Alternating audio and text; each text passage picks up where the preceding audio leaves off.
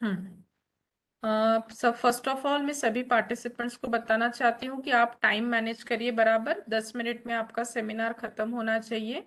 और अगर कुछ डिस्कशन है तो आप अपने बैचमेट से क्वेश्चन पूछ सकते हैं। Just a healthy discussion, not very much harsh questions. अगर आपको कुछ क्वेरी है तो आप पूछ सकते हैं।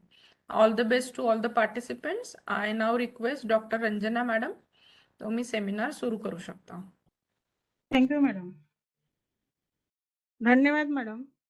आजच्या या आभासी उद्बोधन सत्राचे व फॅकल्टी इंडक्शन प्रोग्रामचे समन्वयक माननीय डॉक्टर प्रीती धार्मिक मॅडम व आभासी पद्धतीने इथे सहभागी असलेल्या सर्व प्राध्यापक वृंदांना अभिवादन करते.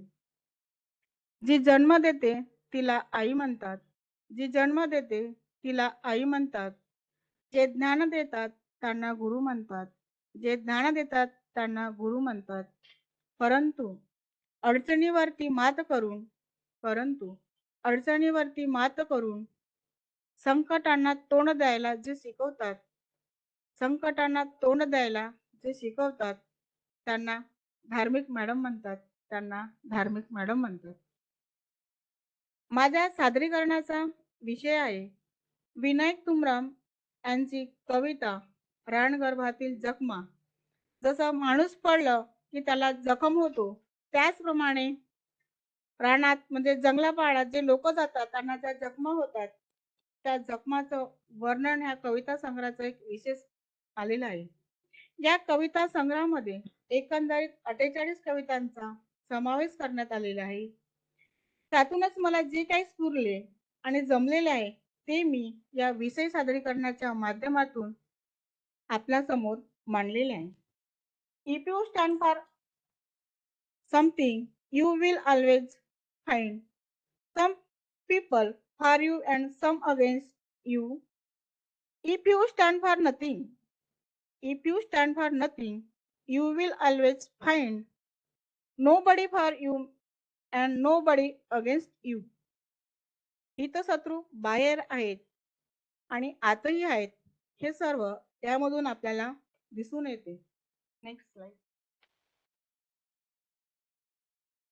विनायक तुमराम यांचा काव्य संग्रहातून साहित्याच्या मागोमाग त्यांनी आदिवासी साहित्याचं बीजारोपण अगदीच मार्मिकपणे केलेलेच आहे. नुसते बीजारोपण केले नाही तर आदिवासी साहित्याला एक नवा अंकुराचा विशाल वृक्ष त्यांनी निर्माण केलेला आहे. विनायक तुमराम यांचं नाव आदिवासी साहित्यामध्ये मोठ्या आदराने आणि सन्मानाने घेतलं जाते. तर त्यांनी आदिवासी साहित्यात खरोखर त्यांचं योगदान मोलाचं आणि लाभदायक ठरणार आहे. अलीकडे त्यांचे अनेक कविता संग्रह समीक्षा ग्रंथ आहेत. त्यापैकी मी एक घेतलेला आहे रानगर्भातील जखमा. नेक्स्ट.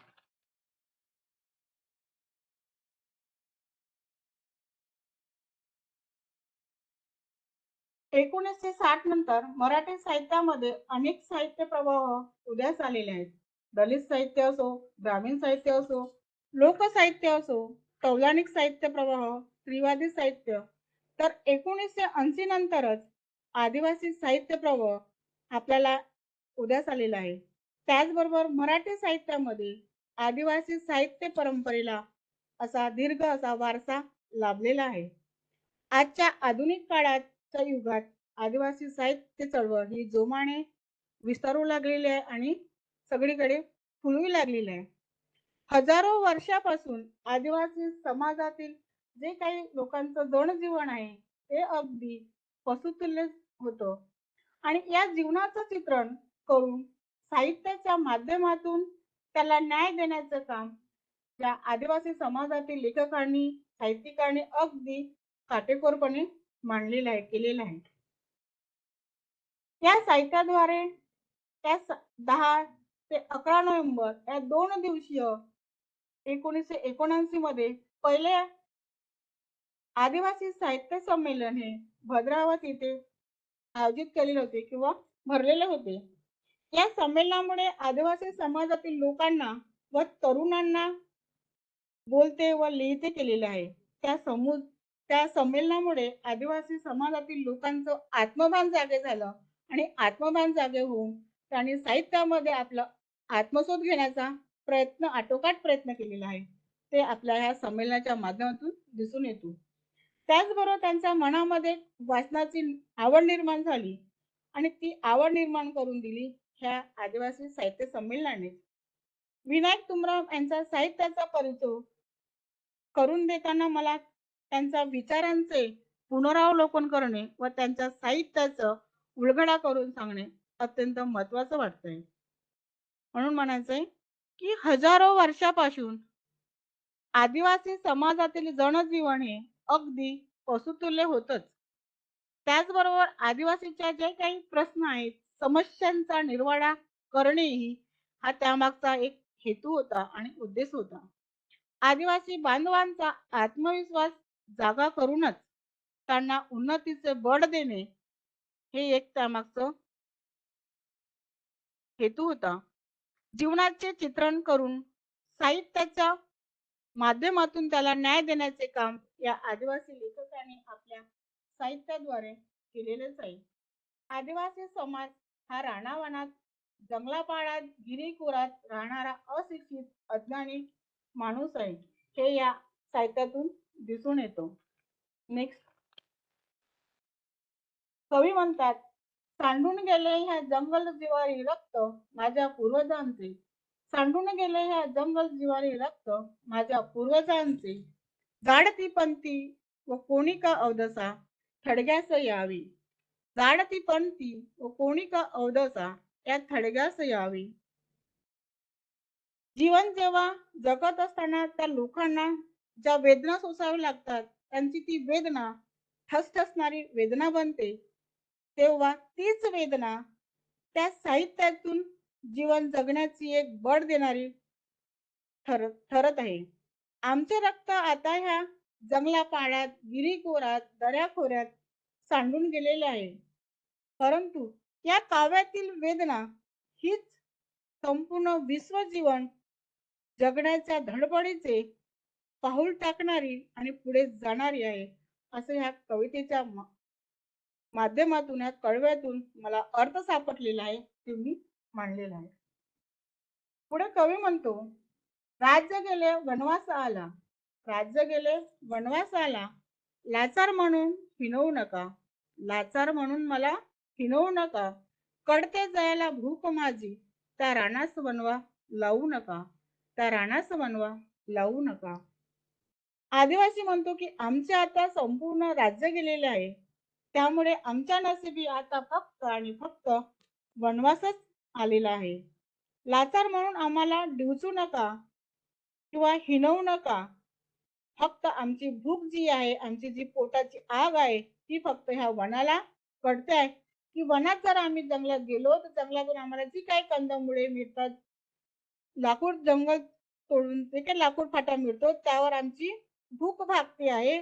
त्या वनाला फक्त आमची भूक कळते आहे. त्यामुळे आता या जंगलात तुम्ही वनवा लावून पेटवू नका आणि आमच्याकडे जे काय होते ते सर्व तुम्ही लुटल्या गेलेलं आहे, संपलेलं आहे. आता तरी आम्हाला तुम्ही त्रास देऊ नका किंवा लुटू नका. फक्त आमच्या जवळ जे काही शिल्लक राहिलेले आहे, फक्त जे काही शिल्लक राहिलेलं आहे आणि उरलेलं आहे, फक्त कमरेभोवती उरलेले विधभर लंगोटीच आहे, कमरेभोवती उरलेले विधभर लंगोटीच आहे. त्यांच्या वाट्यास तुम्ही जाऊ नका. आदिवासीच्या जीवनाचे भयान वास्तव चित्रण या माध्यमातून आपल्याला दिसून येतो. धर्म जातीय विष भिनले वृत्तीत मानवाच्या, धर्म जातीय विष भिनले वृत्तीत मानवाच्या, कुहरात वेदनांचा अर्थ अस्पृश्य होत आहे. तेव्हा कवीच्या ओळीतून आपल्याला अर्थ सापडतो. इथली जी व्यवस्था आहे, इथली जी समाज व्यवस्था आहे, त्या समाज व्यवस्थेने त्या परंपरेच्या जकड्याखाली लादळलेली आहे आणि इथली ती जाती धर्म विरुद्धची व्यवस्था आहे, द्वेष आहेत, ते द्वेष पसरवण्याचे काम इथल्या व्यवस्थेने केलेलेच आहे. जंगलापाळ्यात त्यांच्या वेदनांना सामावून घेणारा, त्या वेदनेला अर्थ बहाल करणारा राजकीय सत्ताधारी पक्ष, शासन त्यांना अस्पृश्य म्हणून खूप दूर असा लांब असा ठेवत आहे. अस्पृश्य म्हणून त्यांना त्यांचा विकास होताना आजही आपल्याला साहित्याच्या माध्यमातून दिसत नाही. म्हणूनच त्यांच्या वेदनाची कोणी दखल घेता नाही आपल्याला साहित्यामधून फारसा दिसत नाही. हे मला इथे अर्थ सापडलेला आहे, तो मी मांडलेला आहे. पुढचा आहे कविता संग्रहाची भाषा शैली.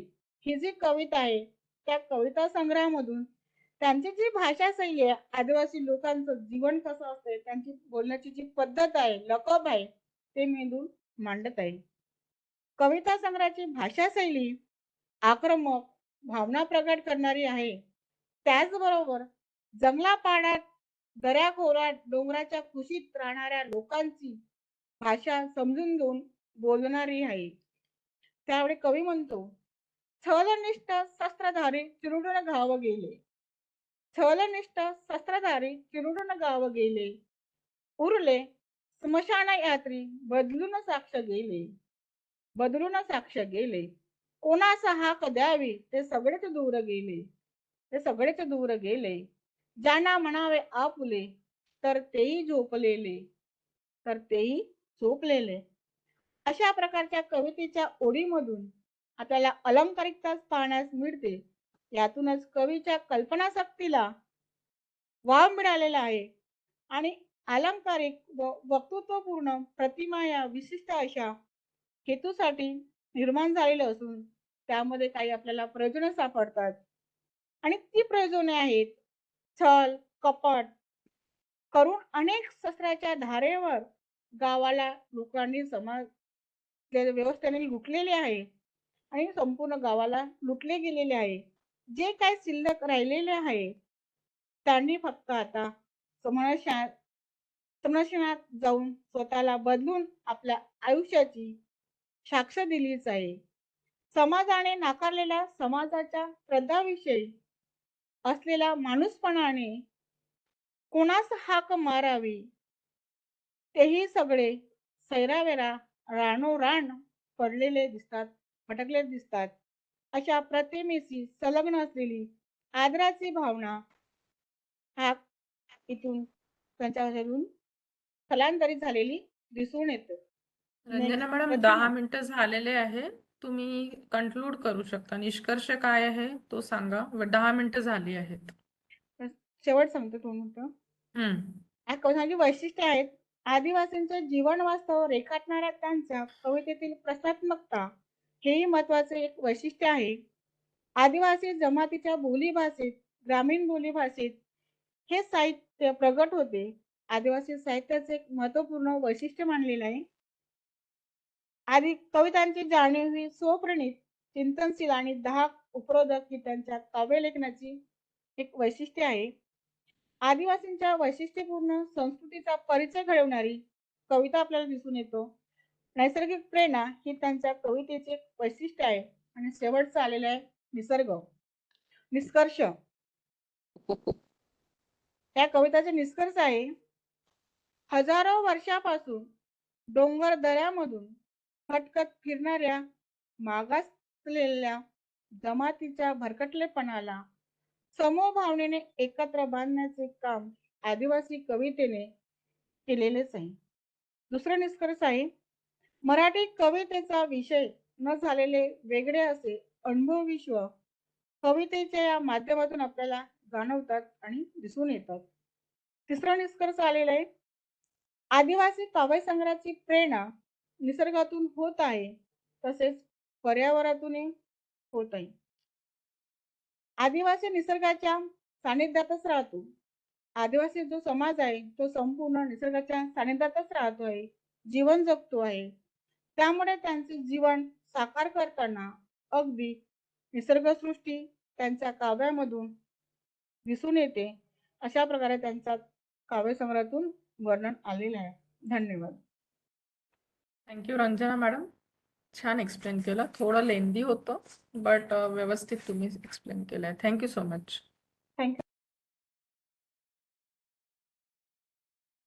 Next doctor Sheetal Jadhav. Hello madam. हाँ मॅडम माझा टॉपिक हे आहे, तर मी मराठी आणि हिंदी दोन्ही असं याच्यामधनं एक्सप्लेन केलं चालेल ना? चालेल चालेल. हो चालेल, थँक्यू मॅम. मी शेअर करू? हो तुम्ही शेअर करा, मी ओके, मोबाईलवरनं कनेक्ट. ठीक आहे.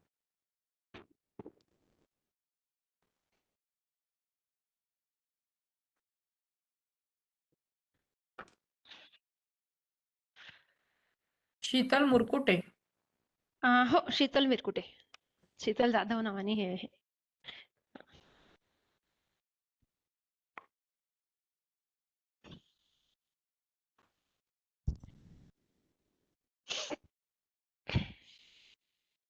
हा. दिसते पीपीटी? हो हो, चालू करू मॅडम? हो, ये just a minute, slide show करते. एक मिनिट. हा. हा थोडं एक याला मोशन दिलेली आहे, तर तेवढं ते पुन्हा ठीक क्लिक आहे, ठीक करावे. आहे. हं? चालेल, मला सांगाल तसं. हो हो. Yes, please start and please stick to the time of 10 minutes. Okay okay, thank you ma'am. Hello everyone. I am Dr. Sheetal Jadhav from Department of Physics. I would like to welcome you all on today's seminar topic nanotechnology. Next. Next. First of all, we are going to see what is meant by nano. ये जो nano शब्द है, ये जो है ये Latin word है. इसका जो मीनिंग है वो है ड्वार्फ. ड्वार्फ मीन्स बोना, बुटका ज्याला म्हणतो आपण, that is nano. But general meaning अगर हम देखते हैं तो उसका अर्थ है very very small. But in scientific language the nano means 1 billionth of standard unit. That is, if we consider the meter as a standard unit, that is 1 billionth of meter is a nanometer, that is 10 to the power minus 9 metre. और हम अगर second को standard unit है तो 1 billionth of second, that is 10 to the power minus 9 second, that is nano second. Madam click करावं लागेल. This is comparing chart of nanoscale.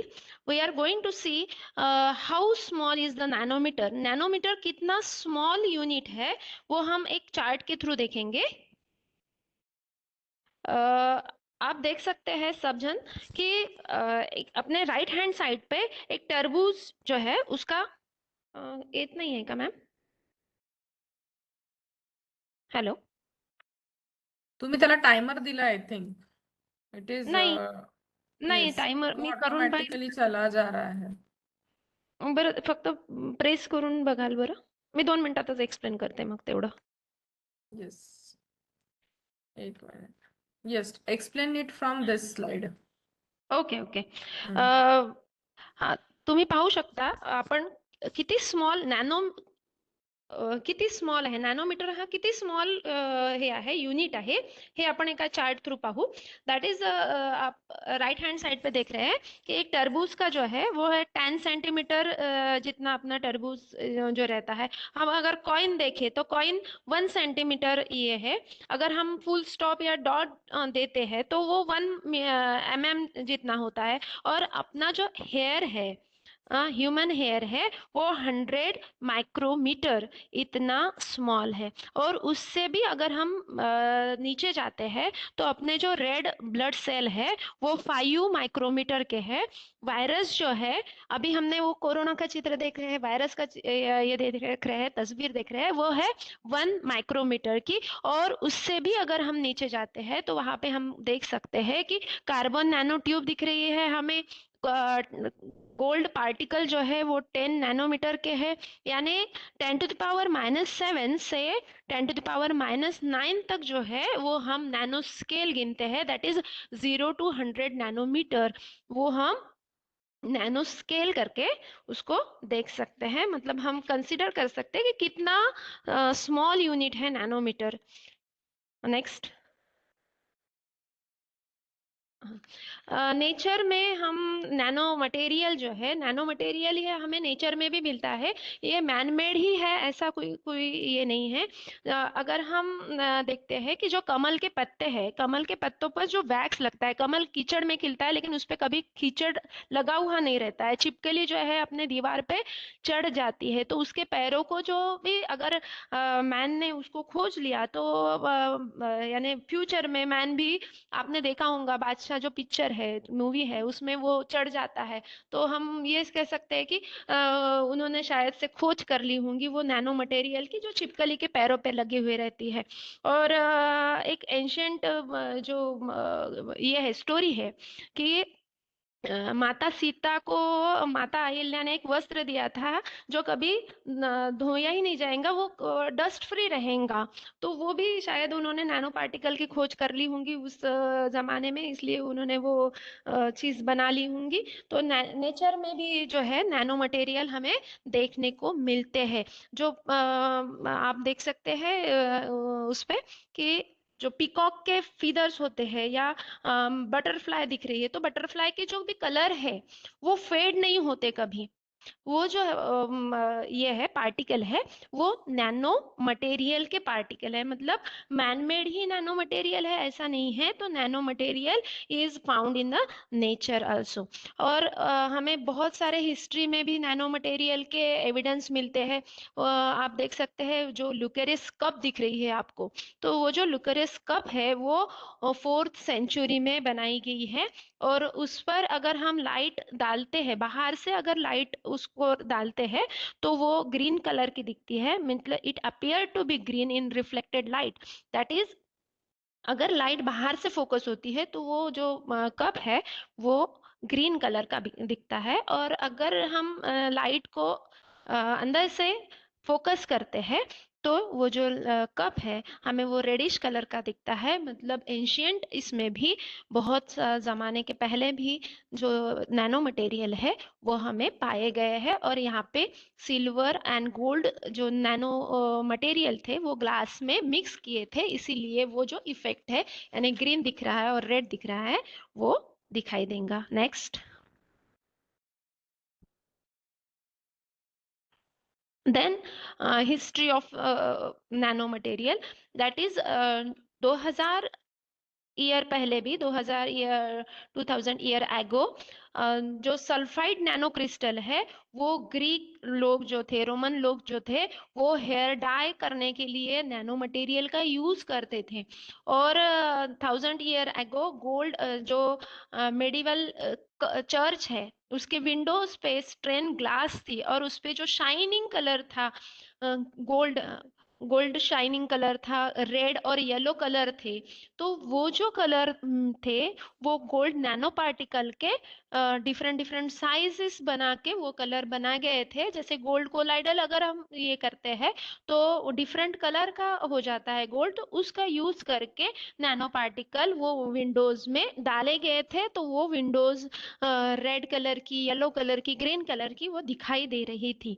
और 1956 में उससे भी पहले हम आपको पता होगा जो दमास्कस ये है सॉर्ड थी, जो टीपू सुल्तान की सॉर्ड थी।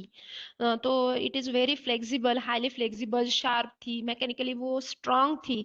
तो वो जो सॉर्ड थी वो भी, उसमें भी नैनो पार्टिकल पाए गए हैं, कार्बाइड नैनो पार्टिकल उसमें पाए गए हैं।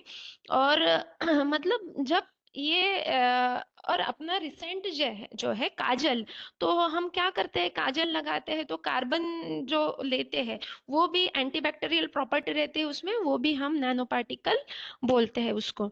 और इन 1956 था, तो ये जो ईरा था 1956, इसमें रिनाउंड जो फिजिसिस्ट थे रिचर्ड फेमन, तो the day of nanotechnology was started for his famous talk, that is there is a plenty of room at the bottom।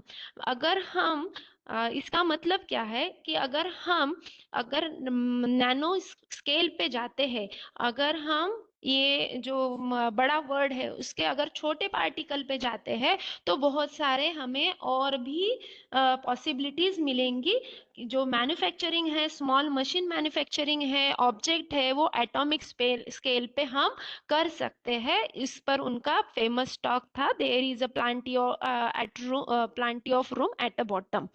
Then in 1976 जो टर्म थी नैनो टेक्नोलॉजी, जो टर्म थी वो term first पहली बार जो scientist थे नारियो तानिगुची, इन्होंने ये फर्स्ट पहली बार नैनो टेक्नोलॉजी ये टर्म यूज की थी।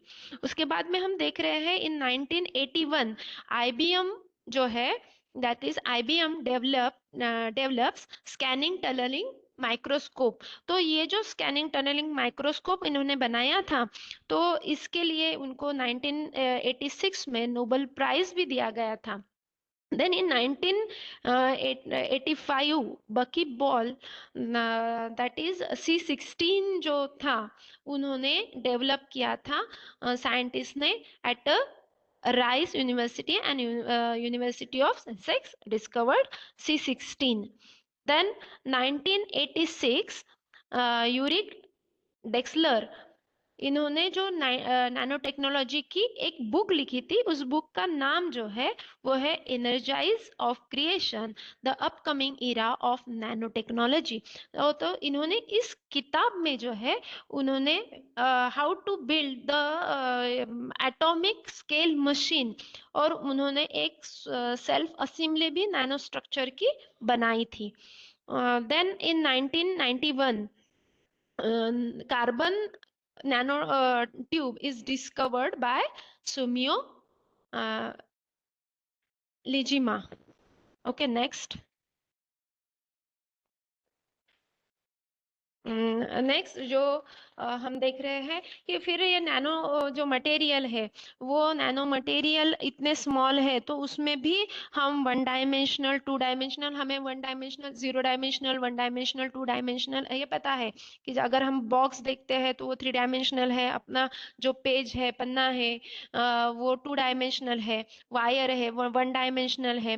तो नैनो मटेरियल भी क्लासिफाई किए गए हैं डिफरेंट डिफरेंट कैटेगरीज में, जैसे जीरो डायमेंशनल है, वन डायमेंशनल है, टू डायमेंशनल है और थ्री डायमेंशनल है। तो ये जो जीरो डायमेंशनल नैनो मटेरियल है इसमें नैनोस्फीयर आता है, नैनो क्लस्टर आता है, क्वांटम डॉट आता है। आप उसकी तस्वीर पीपीटी में देख सकते हैं कि क्वांटम डॉट है। फुलरेंस जो अभी मैंने बकी बॉल बताया था, वो जो फुलरेंस है वो quantum dot that is 1 nanometre का जो है। देन गोल्ड कोलाइडल सॉल्यूशन वो भी जीरो डायमेंशन में इंक्लूड है। देन हम देखते हैं वन डायमेंशनल जो वायर रहते हैं, रॉड रहते हैं, वो जनरली वन डायमेंशनल हम काउंट करते हैं। अगर वायर की थिकनेस बहुत कम है तो हम उसको वन डायमेंशनल लेते हैं क्योंकि इसकी लेंथ बड़ी होती है। तो we are considering this is one dimensional, that is it in one dimensional में हम इंक्लूड करते हैं नैनो ट्यूब, वायर, रॉड। तो उसमें देख सकते हैं कार्बन नैनो ट्यूब दिखाई दे रही है, गोल्ड नैनो वायर है और मेटेलिक रॉड है। देन सेकंड इसमें है टू डायमेंशनल। उस अगर हमने अभी बताया कि अपना जो पेज है that is a thin film जो है वो हम टू डायमेंशनल कंसिडर करते हैं। तो टू डायमेंशनल में थिन फिल्म है, प्लेट्स है, तो उसमें आप देख सकते हैं कार्बन कोटेड नैनो प्लेट्स जो है वो टू डायमेंशन में है, ग्राफाइट शीट जो है वो टू डायमेंशन में है, और लेयर्ड नैनो मटेरियल जो है वो टू डायमेंशनल में हम कंसिडर करते हैं। और we are moving toward three dimensional, that is जो अपना है क्लस्टर जो है वो हम थ्री डायमेंशन कंसिडर करते हैं। तो उसमें दिखाया गया है लिम्पोसम जो है थ्री डायमेंशन में है, पॉलीक्रिस्टलाइन जो है और डर्मराइन जो है वो है थ्री डायमेंशन में। नेक्स्ट।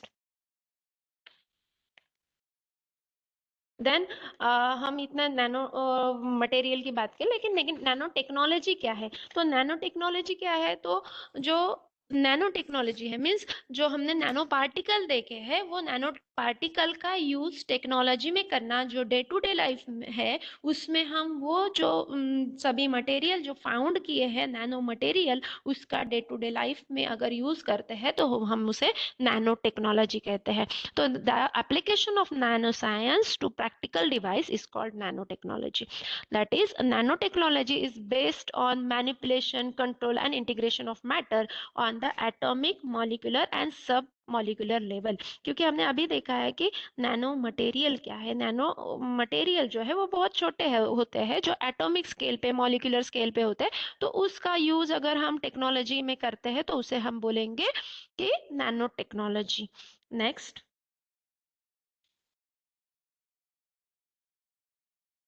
अभी हम देखेंगे कि application use of nano technology. हम सभी नैनो टेक्नोलॉजी के इससे घिरे हुए हैं। अभी हम देखेंगे कि नैनो टेक्नोलॉजी हम बहुत सारे फील्ड में अभी भी यूज कर रहे हैं। सबने तो नैनो टेक्नोलॉजी देखा है, नैनो टेक्नोलॉजी की कार तो सबने सुनी ही है। तो nano technology, we are aware of the nano technology. Sorry. First of all, we are moving toward the medical application of nanotechnology।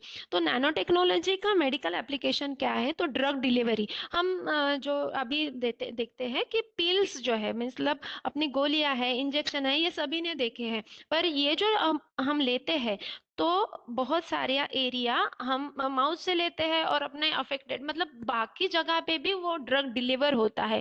लेकिन अगर हम उसकी जगह नैनो पार्टिकल यूज करते हैं, नैनो टेक्नोलॉजी यूज करके नैनो पार्टिकल का ड्रग डिलीवरी में यूज करते हैं, तो क्या हो जाएगा? वो ड्रग डिलीवरी जो है वो रिक्वायर्ड लोकेशन पे स्पेसिफिक क्वांटिटी में हम दे सकेंगे। इसका मतलब क्या हुआ कि नैनो टेक्नोलॉजी अगर हम मेडिकल फील्ड में यूज करते हैं तो जो साइड इफेक्ट है वो क्या हो जाएंगे? रिड्यूस्ड हो जाएंगे। और इसका बेस्ट एग्जांपल जो है वो कार्निया यूनिवर्सिटी जो है, उन्होंने कार्डियक स्टीम सेल बनाया है जो यूज किया गया है कि damage of heart tissue without affecting the healthy tissue. क्योंकि हम देखते हैं कैंसर के इसमें जो लाइट देते हैं तो स्किन के बहुत सारे टिश्यू ये हो जाता है, हार्म हो जाते हैं उसमें।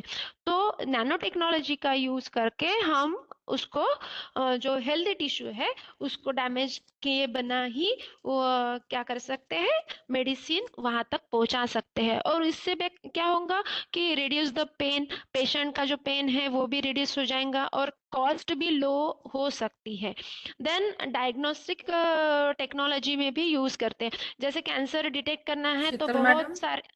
हाँ हाँ, एक्सक्यूज मी हो गया है मैम। मॅडम, वेळ झालाय. येस येस, यू अब प्लीज बस सम. 2 मिनिटात मी, हाँ 2 मिनिटात करते हैं। तर अशा ओके, नॅनो टेक्नॉलॉजी का यूज करते हम डिसीजेस भी ये करते हैं। देन है ऑटोमोबाइल्स। ऑटोमोबाइल्स में भी हमने देखा है कि ऑटोमोबाइल्स में क्या है कि जो स्ट्रेंथ है वो क्या हो जाएंगे? बढ़ जाएंगे, लाइटर वेट के यूज होंगे। इलेक्ट्रॉनिक डिवाइसेस में तो हम देखते हैं कि अपना मोबाइल जो है पहले कितना ये था, अभी चिप जो है उसमें नैनो टेक्नोलॉजी यूज करके हम क्या करते हैं? उसका यूज कर रहे हैं। एनर्जी सेक्टर में जो ब्लेड्स है, विंड ब्लेड्स है, तो वो विंड ब्लेड्स अगर हम लाइटर इसके बना लेते हैं तो हम मोर एनर्जी यूज करेंगे और कम खर्चे में यूज करेंगे। टेक्सटाइल में भी हम देखते हैं कि बहुत सारा टेक्सटाइल जो है, अभी मैंने बोला है कि डर्ट फ्री जो है वो हम कर सकते हैं। लाइटर जो है वो रिंकल जो है आते हैं तो वो रिमूव करते हैं। डस्ट है वो हम इजीली रिमूव करते हैं। देन कॉस्मेटिक में तो हम रोज यूज करते हैं जो टैल्कम पाउडर है और सनस्क्रीन है, हेयर लोशन है। इसमें हम नैनो जो कॉस्मेटिक्स है उसमें हम बहुत सारे नैनो टेक्नोलॉजी मटेरियल यूज कर रहे हैं। देन एरोस्पेस मटेरियल में भी हम बहुत जो है इसका यूज करके हम बहुत सारा पढ़ाव ये करते हैं। देन टॉयज भी है अपने, हम अभी टॉयज देख रहे हैं तो टॉयज में भी नैनो टेक्नोलॉजी का बहुत बड़ा योगदान है। अभी बच्चे नए नए जो टूल्स है ये है उससे हम नैनो टेक्नोलॉजी से अवेयर हो रहे हैं। Next, thank you everyone to listening my seminar patiently. अभी थैंक आपको यू सो कोई मच. क्वेश्चन होगा तो आप पूछ सकते हैं। Yes, thank you so much Sheetal madam. Thank you ma'am. Yeah. The Any next question? one. कुछ पूछना है किसी को? No, you can ask. समझा मैम, अगर आपके ये होंगे तो समझा थोड़ा सा कुछ कि क्या Yes, yes, अलग yes. था? You have explained okay, it in a simplified manner. Okay, thank you ma'am. Yes. Thank you. Dr. Thank you Sonal? Ma'am. Yes, ma'am. Hmm. Are you going to present or should I share from my side? Ma'am आप ही So, करो। जी।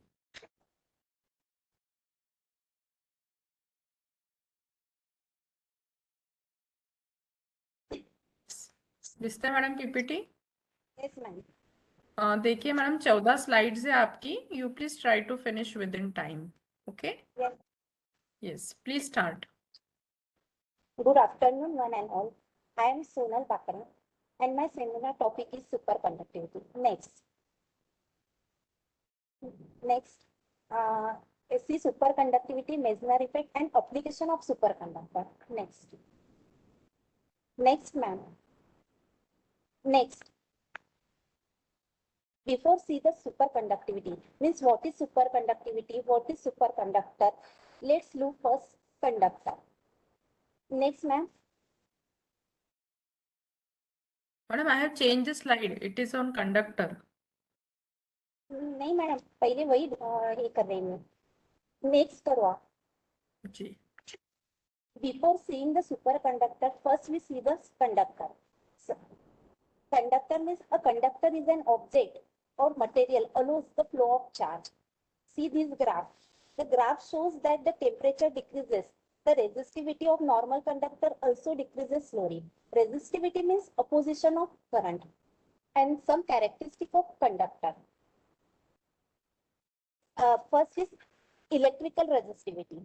Electrical resistivity in conductor and normal conductor has some resistance depend on its weight material, and in superconductor no resistance below critical temperature means resistance low है, इसकी वजह से current flow होता है और लॉस ऑफ एनर्जी कम हो जाती है। Then energy consumption due to resistance, the conductor consume energy in the form of heat, but in superconductor no energy loss consumption in superconductor. Magnetic field, magnetic lines in superconductor easily pass, but in superconductor expel the magnetic field. And power transmission, you need multiple conductor with huge transfer power between the station, but in superconductor single superconductor can transmit power between the station without any loss of energy. Then operating temperature in normal range of temperature, but in superconductor operating temperature down below the 5 Kelvin. Then limitations, conductor have specific current rating. They cannot withstand heavy current, and the superconductor tolerate infinite amount of the current, but its temperature needs to be the below critical temperature. ठीक है, आप next slide देख सकते हो, इसमें आपको bulb दिख रहा होगा. If you have an electric bulb in your house and connect to the electric lines, then switch on. Bulb glow and it gives the light. But behind bulb glow, you can see light and heat. If you touch it, then it feels hot. So there are some energy losses in this bulb. When current passes through the switch and goes into the wire, and there is resistance in the wire. It depends on what point it is, what material is it made of wire, and resistance depend on it. And due to this reason, energy is losses and electric bill is very high. Because some wire have high resistance and some wire have low resistance, and resistance is low, energy loss is also low. In our house, copper wire is used because copper wire has less resistance. अगर आपको और कम resistance loss होनी चाहिए तो आप, if you want less than that, there is gold wire is used, but gold wire is very expensive, so copper wire is used in our house. But even if this conductor is full, the resistivity does not zero. Some resistance remains in this wire. Next, ma'am. But in But in superconductor, resistivity becomes zero. Firstly, observe in mercury. He observed that below temperature about 4K, the resistivity of mercury suddenly becomes zero. Then the current passed through this mercury easily without any loss of energy. So the first superconductor was obtained in mercury. Next, ma'am. Now, if you have some ideas about the superconductor and conductors, let's see in details and applications. In 1911, Kamerlingh-Onnes discovered the superconductor. The material which loses electrical resistance and low temperature are called superconductor. And this phenomena is called as superconductivity. See this graph. This graph is temperature versus resistivity. In normal conductor, temperature, इसमें दो lines आपको दिख रही होगी, एक normal conductor की और एक सुपर कंडक्टर की. In normal conductor temperature decreases, then the resistivity also decreases slowly. But in superconductor, at temperature decreases at particular temperature and the resistivity falls suddenly to zero value. The material becomes superconductive. Next. Next, ma'am. One more thing in superconductivity. Firstly, see in normal conductor, magnetic field induce or generate magnetic field in normal conductor. But in case of superconductor, expel or bypass the magnetic field, and this effect is called as Meissner effect. Next, ma'am. Consider a superconductor. First figure में आप देख सकते हो एक super conductor लिया है और उसमें अपने मैग्नेट रखा है. Consider super conductor and place a magnet on it, then liquid nitrogen pour on it and contact with superconductor. Then the superconductor will begin smooth and magnet will begin float into the air. Third image में आपको देख रहा होगा superconductor material जो है cool हो गया और उसके वजह से मैग्नेट जो है फ्लोट हो रहा है हवा में. Next, there are two types of superconductor, type 1 and type 2. Type 1 superconductor is soft superconductor and type 2 is hard superconductor. Next. Next. Some of the major applications of superconductors are, first is electromagnet. Superconductors are some of the most powerful electromagnets. No, these magnets are used for the magnetic separation. When a superconducting magnet is placed over a mixture, second image में आपको दिख रहा होगा of weakly magnetic particles and less or non-magnetic particles. The weak magnetic particles get attracted to the superconducting material, and the superconductor repels the magnetic field. और third image में आपको दिख रहा होगा जो मैग्नेट है आयन के मटेरियल वो एब्जॉर्ब कर रहे हैं. Next. Next ma'am.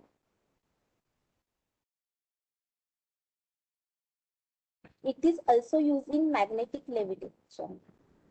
Levitation means floating the material. Superconductor repels the magnetic lines when cooled below the critical temperature and it repels the magnet when approached towards it, जो कि आपको first image में दिख रहा है. And this property is used in operating maglev trains. Maglev is a short for magnetic levitation. The track are supported with the propulsion coil and levitation and guidance coil. The train in its base has a superconductor magnet. Since the superconductor repels magnet and the maglev train floated in the air.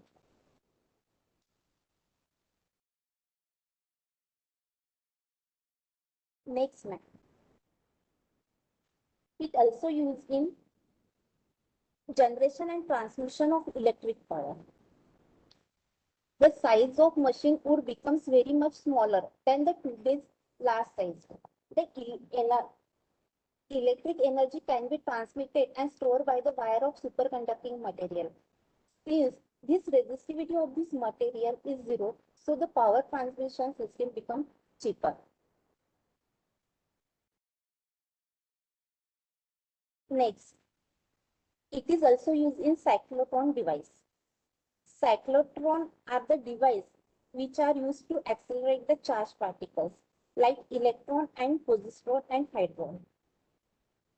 And last one is supercomputer also is used in fast electronic devices. It also use computer superconducting component by use.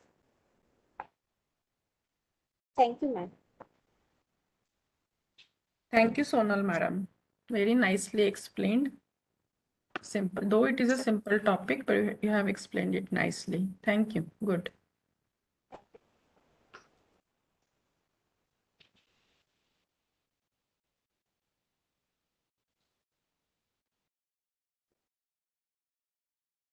Next, just a minute.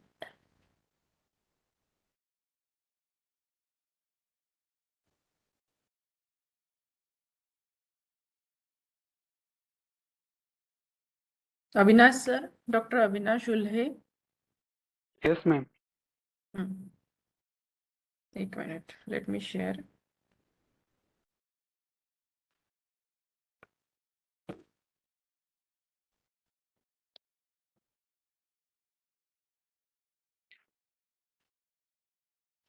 Yes, sir. This is the presentation.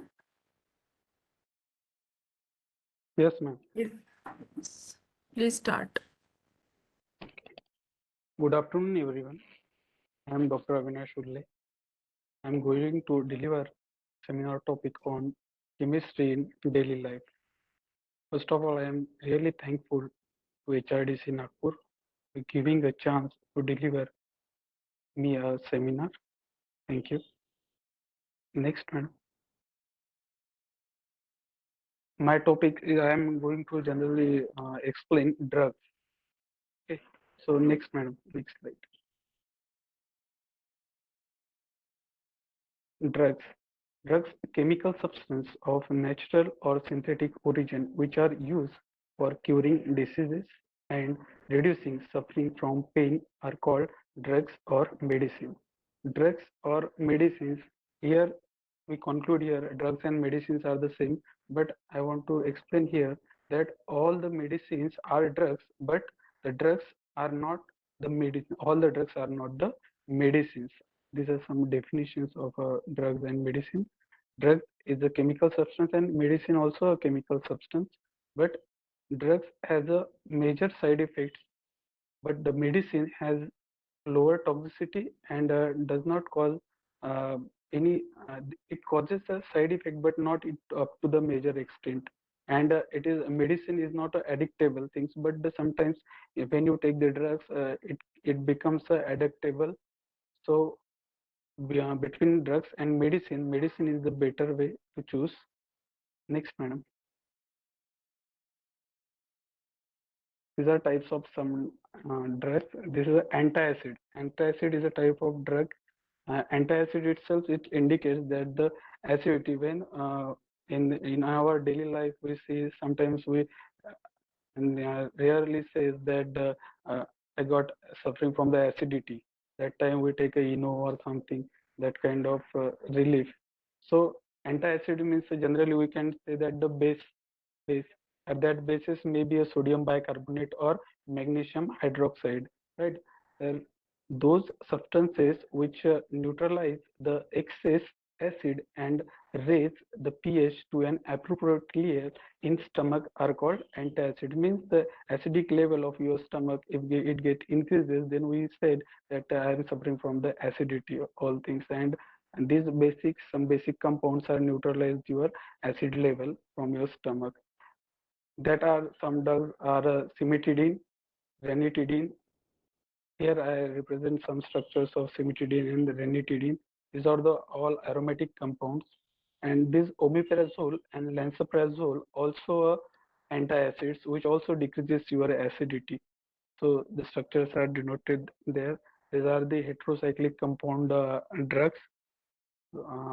This is all about the antacids, which are gives the remedy over the acidity. Next. Next drug type is neurologically active drugs. One is a tranquilizer and another one is the analgesics drugs. The tranquilizer, what are the tranquilizer drugs? It is the drugs which are used for the treatment of stress, fatigue, mild and severe mental disease are called tranquilizers. Means our tranquilizers are the drugs which are related to the neurological problems, which gives some up to some extent it gives the relief. They relieve anxiety, stress, irritability by inducing a sense of well-being. If a person suffers from depression, in such cases, antidepressant drugs are used. These are the tranquilizers. These are some examples of these tranquilizer drugs. That is iprionazide and phenylazine. These are the structures of the tranquilizer drugs. Next, analgesics. In analgesics neurologically active drugs which reduces or abolish pain without causing impairment of consciousness, mental confusion, incoordination, or paralysis, or some other disturbances or disorder of the nervous system are called analgesics. In this analgesics, we are discussing here a narcotic. Narcotics means the non-addictive analgesic drugs. Non-narcotics analgesics are medications used to control pain and inflammation. Non-narcotic are used to treat acute or a patient's pain that is mild to moderate. They also may be used in a combination with other medication or therapies to treat moderate to severe pain. These are some non-narcotics drugs, that is aspirin, Motrin, or ibuprofen. Next. And another type of drug is the antimicrobial. Drugs which antimicrobials are the drugs which are used to cure diseases caused by microbial organisms such as the bacteria, viruses, fungi, etc. are called the antimicrobials. And to treat that antimicrobial, we use the antibiotics. And antibiotics, these are the chemical substances which in a low concentration either kill or inhibit the growth of a microorganism by intervening in their metabolism processes. This is the penicillin, structure of penicillin. This is the first antibiotic drug prepared. Next one. Antiseptic and disinfectant. Here two types, antiseptic and disinfectants. Antiseptics which are directly applied for the wounds. Generally that you heard the name sopramycin. These drugs this antiseptic we generally use and we place in at our home at if we get injured from any kind that time. Sopramycin uh, Sopramycin is a antiseptic cream we are generally used. And disinfectant means that chemicals those are we use to clean the home, that is solution of phenol as a disinfectant or aqueous solution of chlorine and low concentration of sulfur dioxide and disinfectants. These are the you never use a disinfectant over your wounds because it gets a hazard to you. That's why we also must need to difference between understand that what is antiseptic and what is disinfectants. And next slide, madam. Thank you here, but I want to say one thing here that the drugs which are we use generally, all the drugs are inactive before you take it. When you take a drug, that drug, if you have suffering from headache, that time if you taken a Rixaxin 500 or something like drug Ceridon for the head, that time that drug goes to its target, and that if it reaches to that target, then it get deprotect. It first get the protected and that drug get deprotect when it reach to its targets, and That's why I want to clear here that all the drugs before eating that are the inactive drugs. Thank you. Thank you for listening me patiently. Thank you very much. Thank you, Dr. Avinash sir. Very nice presentation. Though it is a simple, though we are aware about all the drugs, but you have explained its uses and its day-to-day use. Thank you so much, sir. Thank you, ma'am. Yeah. Today's last presentation, Professor Surekha, Assistant Professor Surekha, madam. Yes, ma'am. This the Good presentation. afternoon, all. हो ma'am. Yes, sir. Yes, शुरू करा. Good afternoon, all. Welcome, Honorable Dr. Preeti Dharmik, ma'am. Welcome all lecturers. Myself, Surekha Jungare, Assistant Professor, Ranjit Singh Bhadoria Mahavidyalaya. Entrepreneurship skill is my topic. Next, moving next slide, ma'am. तो सबसे पहले entrepreneurship देखने से पहले entrepreneur क्या होता है वो हम लोग जानेंगे. तो एंटरप्रेन्योर मतलब one who create a business in the face of risk and uncertainty for the purpose of achieving profit and growth by identifying and assembling resources to capitalize them. मतलब ऐसा व्यक्ति जो रिस्क और अनसर्टेनिटी मतलब अनिश्चितता का सामना करके अपने प्रोजेक्ट और बिजनेस की ग्रोथ बढ़ाने के उद्देश्य व्यवसाय करता है और बिजनेस की आवश्यक संसाधनों को एकत्रित करके अपने कैपिटल को बढ़ाता है. तो ये वर्ड बना कैसे? तो ये जो वर्ड है एंटरप्रेन्योर वो फ्रेंच लैंग्वेज एंटरप्रेन्योर से बना है और इसका मीनिंग है बिटवीन टेकर, गो बिटवीन और टू अंडरटेक, जिसका यूज इकोनॉमिक स्फीयर के रूप में द पीरियड में लिया जाता है, जिसका इवैल्यूएशन भी 17वीं सेंचुरी से 2008 और ऑनवर्ड इसका इवैल्यूएशन चालू है, जिसके बारे में नेशनल नॉलेज कमीशन ने भी बताया है. एंटरप्रेन्योरशिप क्या होता है? तो entrepreneurship is the act of being an entrepreneur. Entrepreneurship is a process involving various action to be undertaken to establish an enterprise. It is a process of giving birth to a new enterprise. मतलब entrepreneurship जो ऐसी प्रक्रिया है जिसमें enterprise एक नई business को निर्माण करता है. नेक्स्ट,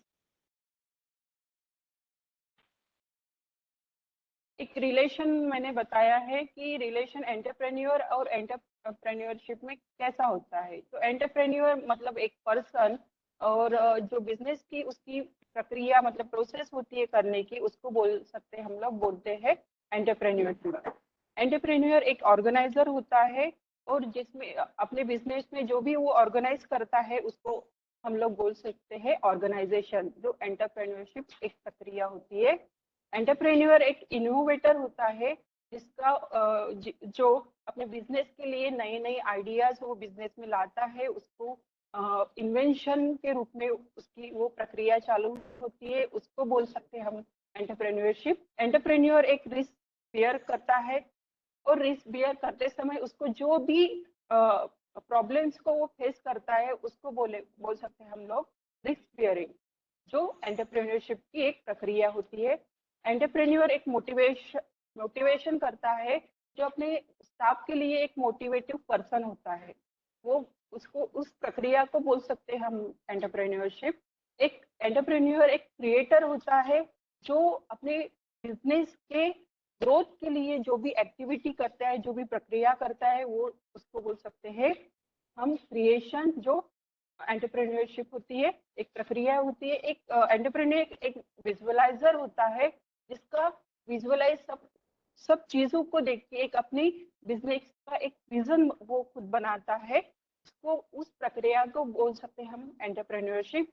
एंटरप्रेन्योर एक लीडर होता है जो अपने स्टाफ और सारी जो ऑर्गेनाइजेशन है उसको एक लीड करता है प्रॉपर वे दिखाता है, उस प्रोसेस को, लीडरशिप को, प्रोसेस को हम बोल सकते हैं एंटरप्रेन्योरशिप। एक इमिटेटर होता है जो इमिटेशन करता है, उस प्रक्रिया को बोल सकते हैं एंटरप्रेन्योरशिप। मूविंग नेक्स्ट स्लाइड में।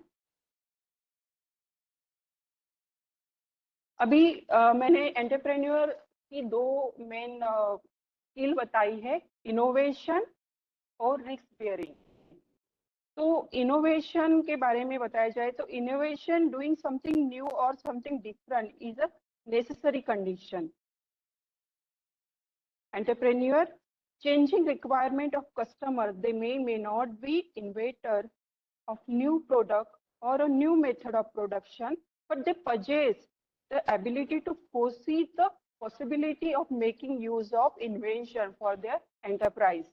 इसका नेक्स्ट स्लाइड में इसका एक एग्जांपल मैंने इस तौर पे इनोवेशन के तौर पे दिखाया है, जो entrepreneur to satisfy the change of customer nowadays fruit juice is sold in a small carton। जैसे मैंने एक इमेज यहाँ पे फ्रूटी की बताई है और बाजू में एक इमेज है, वो किस लिए होती है, इनसे that customer carry it easily कर सकता है, कभी वो यूज करके वो कार्टन में थ्रो कर सकता है, फेंक सकता है अपनी रिक्वायरमेंट के हिसाब से। मतलब वो ऐसी चीज बनाता है कि कस्टमर के प्रेफरेंस के हिसाब से वो कैरी कर सके, उसकी प्रेफरेंस के हिसाब से वो यूज कर सकते। दूसरा एक एग्जांपल मैंने यहाँ पे बताया है लिप्टन टी का।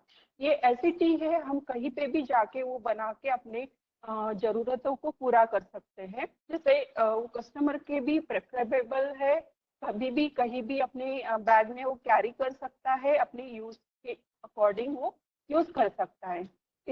ये दो एग्जाम्पल बताए हैं, और भी बहुत सारे एग्जाम्पल है कि हम लोग बाहर जाते हैं तो बहुत सारे बैग ऐसे भर भर के होती है, तो पानी हमको अगर लिए जाए तो वो और हेवी हो जाती है। तो हम लोग क्या करते हैं फिर उसमें, उसके लिए कि कहीं पे भी जाके कि जाते समय छोटी सी बॉटल ले लेते हैं या फिर पाउच ले लेते हैं। तो ये सारी जो प्रोडक्ट बने हैं वो इन्वेंशन किया है एंटरप्रेन्योर ने कि कस्टमर को एक कन्वीनियंट कैसे मिले, वो किस तरह से उस चीज को वो रिक्वायर करता है, उस चीज की वो प्रोडक्शन को तैयार करता है, उसका वो इनोवेशन करता है, वो इसकी स्किल सीकिंग होती है। नेक्स्ट मूविंग है, नेक्स्ट स्लाइड। नेक्स्ट जो स्किल है उसकी रिस्क बियरिंग। हमने पहले भी देखा है प्रोसेस में कि एंटरप्रेन्योर ऐसा पर्सन होता है जो रिस्क को बियर करता है, मतलब रिस्क को लेता है, ना कि उसको अवॉइड करता है। Risk bearing ability enable him even if he fail in one time. एक ये सेंटेंस भी मैंने दिया है, फॉल 7 टाइम्स स्टैंड 8 टाइम। ने भी टाइम पड़े 7 बार, अगर वो फेल्यूर हो जाए फिर भी वो अपने एक जोश से वो 8वीं टाइम वो खड़ा रहता है, वो कभी भी गिव अप नहीं करता। नेक्स्ट, मैंने एक आइडियल अपने इंडिया के आइडियल एंटरप्रेन्योर की कुछ इमेजेस मैंने दिए, जो मेरे भी कुछ आइडियल है। धीरज लाल अंबानी, जिसको हम धीरू भाई अंबानी भी बोल सकते हैं।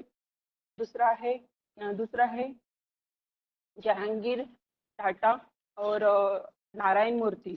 धीरू भाई अंबानी के बारे में अगर बताया जाए तो उनको अगर उनका नाम अगर सामने आता है तो रिलायंस इंडस्ट्री हमारे सामने आती है, जिन्होंने 1977 में स्थापित की, और आज भी वो बहुत फेमस है अपने इंडिया में और अपने इंटरनेशनल मार्केट में भी।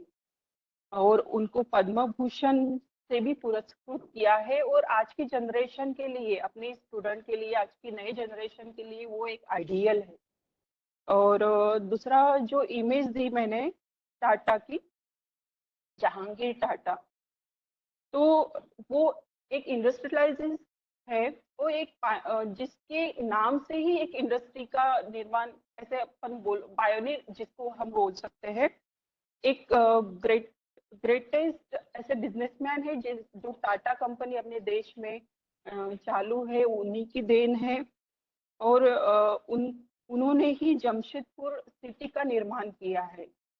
वो एक बहुत मतलब बहुत अच्छे और बहुत बड़े फेमस ऐसे बिजनेसमैन जो हम सबको पता है, और अपने आने वाली जनरेशन के लिए एक ideal Tata group of industry जो रतन जी टाटा है, वो अपने एक आने वाली जनरेशन के लिए भी बहुत इंस्पायरेबल है। देन नेक्स्ट है नारायण मूर्ति। जो नारायण मूर्ति के बारे में बताया जाए तो इन्फोसिस का नाम सामने आता है, जिन्होंने इन्फोसिस कंपनी की है। मतलब जो इन्फोसिस कंपनी अपने देश में और इंटरनेशनल विदेशों में भी, यूएस में भी उनकी है। तो नारायण मूर्ति के बारे में अगर बताया जाए तो वो इंडियन इंस्टीट्यूट ऑफ मैनेजमेंट में एक प्रोग्रामर, सिस्टम प्रोग्रामर।